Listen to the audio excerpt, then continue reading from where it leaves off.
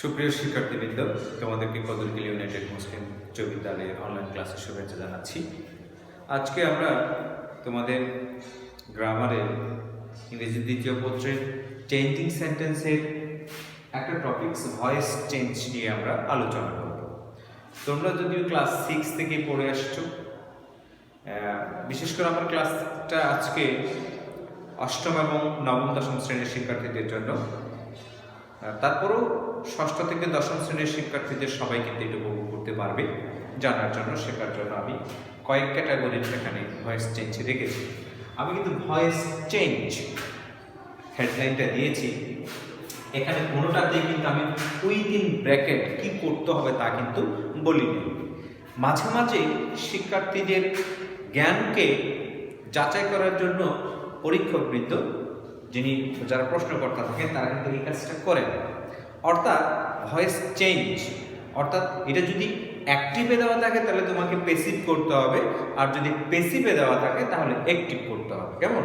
তাহলে আগে আমাকে বুঝে নিতে হবে যে এটা কি অ্যাক্টিভে দেওয়া আছে নাকি প্যাসিভে দেওয়া আছে।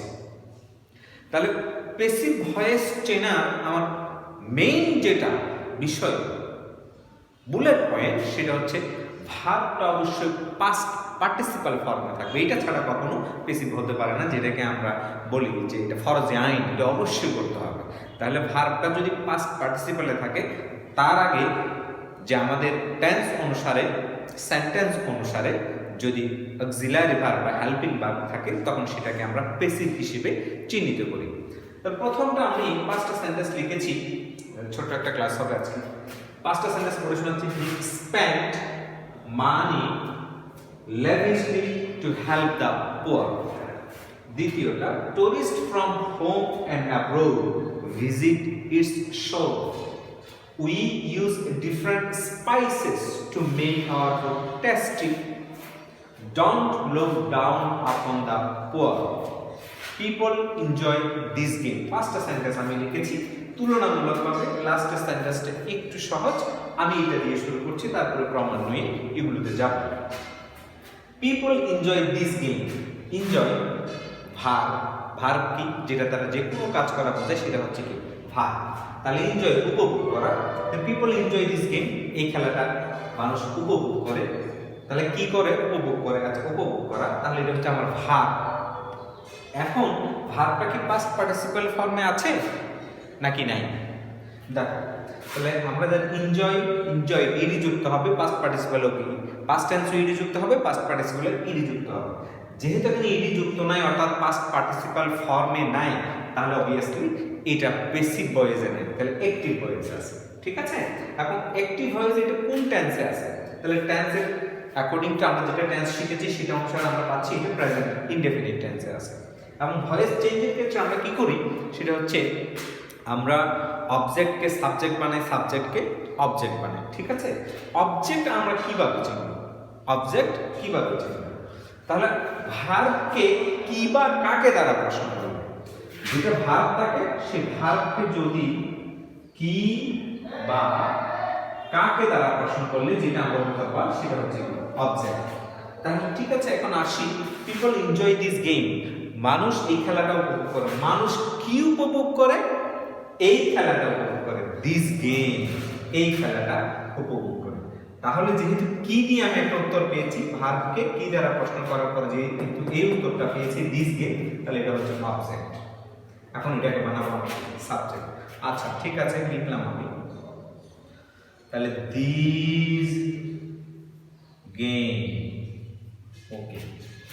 তারপরে আমি সাবজেক্টকে অবজেক্ট বানাই, পিপল।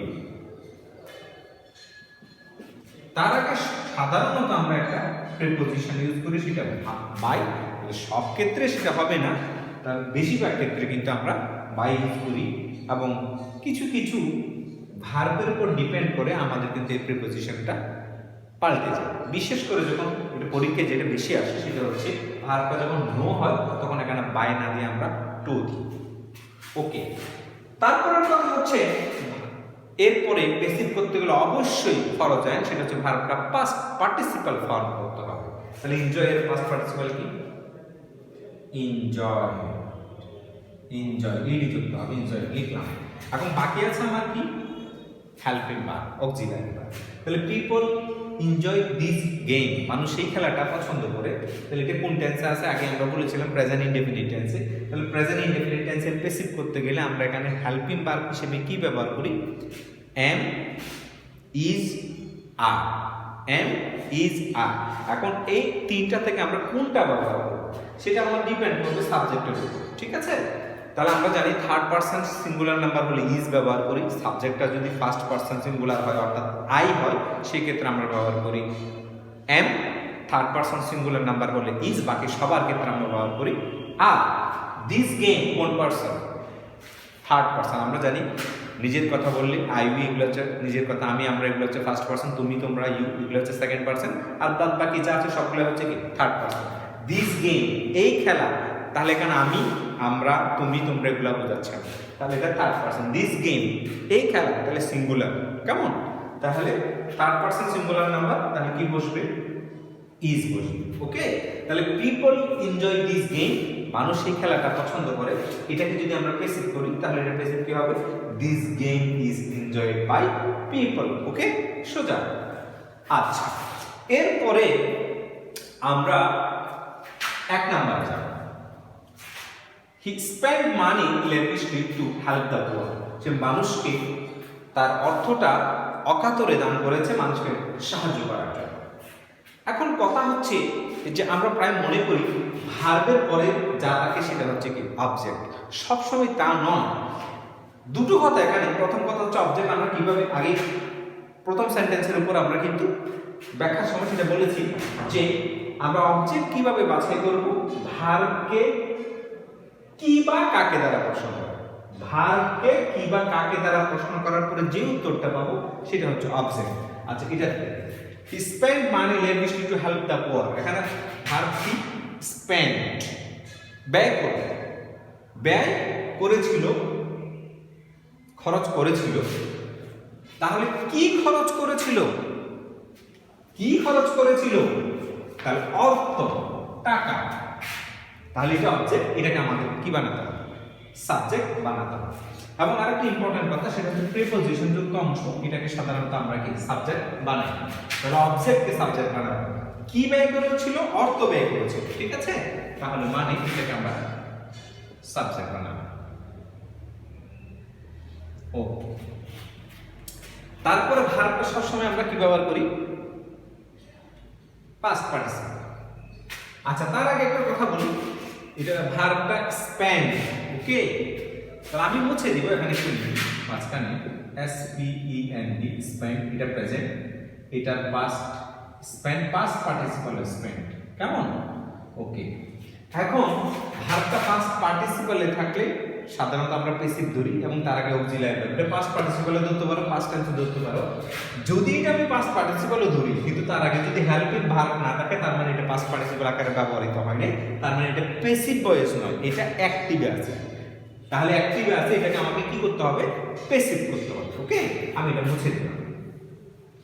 আচ্ছা, মুছে দিলাম। তাহলে দেখো, spend money lavishly to help the poor, কি কি ব্যয় করেছিল? অর্থ ব্যয় করেছিল, লিখলাম।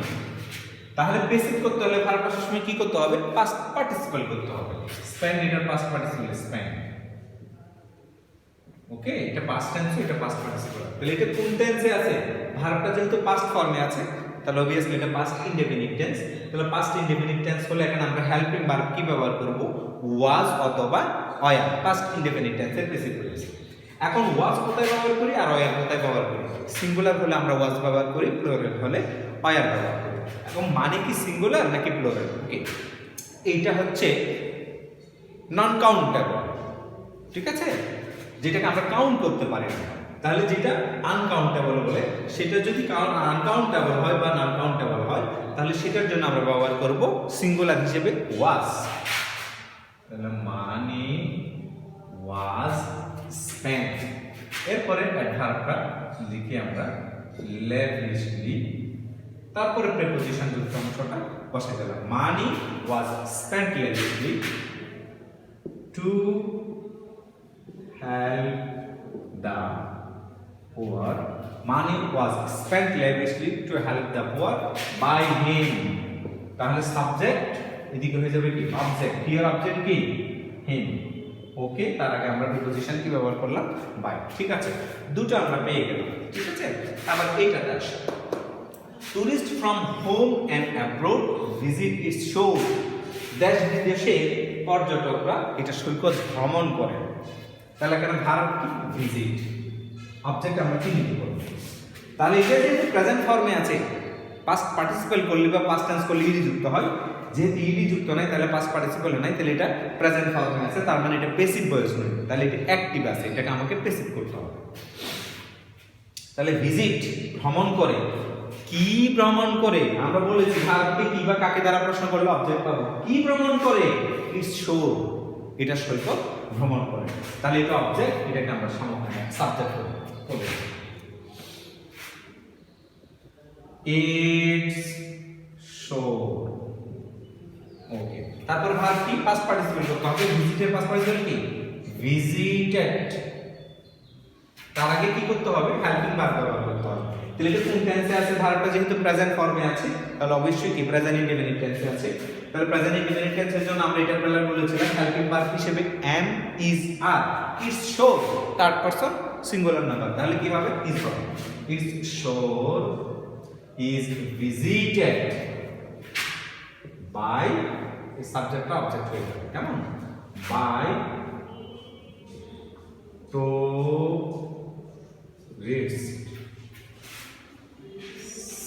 tourist from home and abroad, দেশ বিদেশে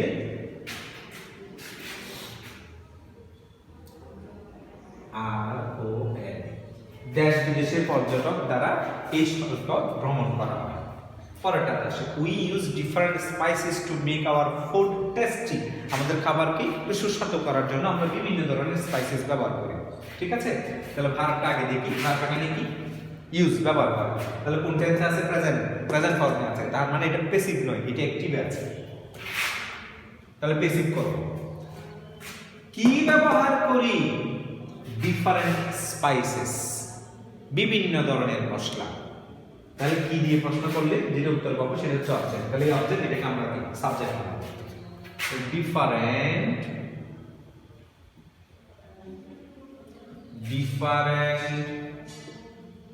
স্পাইসেস, এরপর ভার্বটা পাস্ট পার্টিসিপল হবে ইউজড, ডিফারেন্ট স্পাইসেস ইউজড।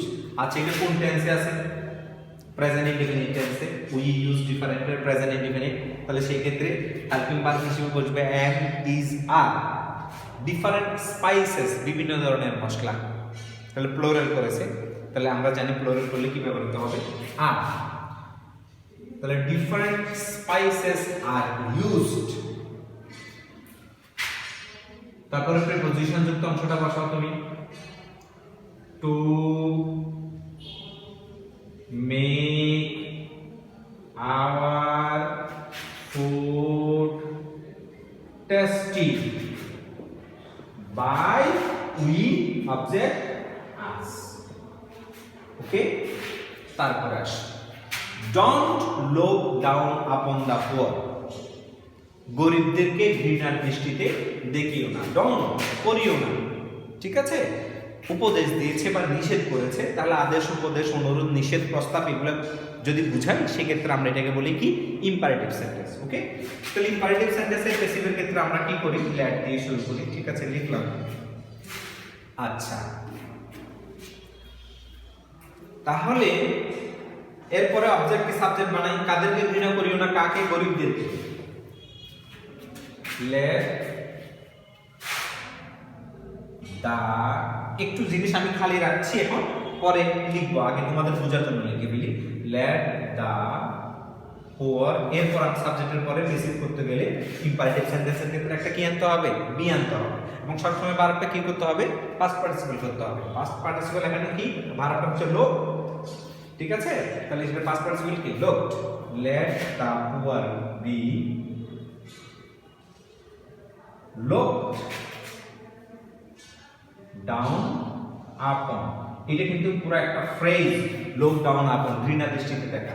আচ্ছা দেখো, এটা যেহেতু নেগেটিভ আকারে আছে, তাহলে নেগেটিভ আকারে থাকলে তখন ল্যাটের পরে আমরা একটা কি দিব, নট দিব। যদি নেগেটিভ আকারে না থাকে তাহলে বাকি সব ইম্পারেটিভ সেন্টেন্স কিন্তু আমরা এই স্ট্রাকচারে করবো। এখন যেহেতু ডন্ট আছে, নেগেটিভ আকারে আছে, তখন সেক্ষেত্রে আমরা একটা নট দিব। তবে নেভার থাকলে নট না দিয়ে নেভারটা সরাসরি আমরা এখানে বসাই দিতাম। এখন ডন্ট আছে, নেগেটিভ আকার আছে, এই ক্ষেত্রে আমরা কি দিব, নট। তাহলে don't look down upon the poor, এটাকে যদি আমরা প্রেসিড করি তাহলে কি হবে, let not the poor be looked down upon. ঠিক আছে, তাহলে আমি বিভিন্ন ধরনের প্রেসিড আজকে এখানে ডিসকাশন করার চেষ্টা করেছি সীমিত সময়ের মধ্যে। তাহলে বিষয়টা তোমরা বাসায় যদি ভিডিওটা ভালো করে দেখো এবং এই জাতীয় তোমাদের প্রশ্নগুলো তোমাদের প্র্যাকটিস করার জন্য যে বইটা বাসায় আছে সেখান থেকে যদি তোমরা প্র্যাকটিস করো তাহলে তোমরা উপকৃত হবে। আশা করছি তোমাদের ক্লাসটা ভালো লেগেছে। আগামী ক্লাসে আবার দেখা হবে। ঠিক আছে, ধন্যবাদ, ভালো থাকবে।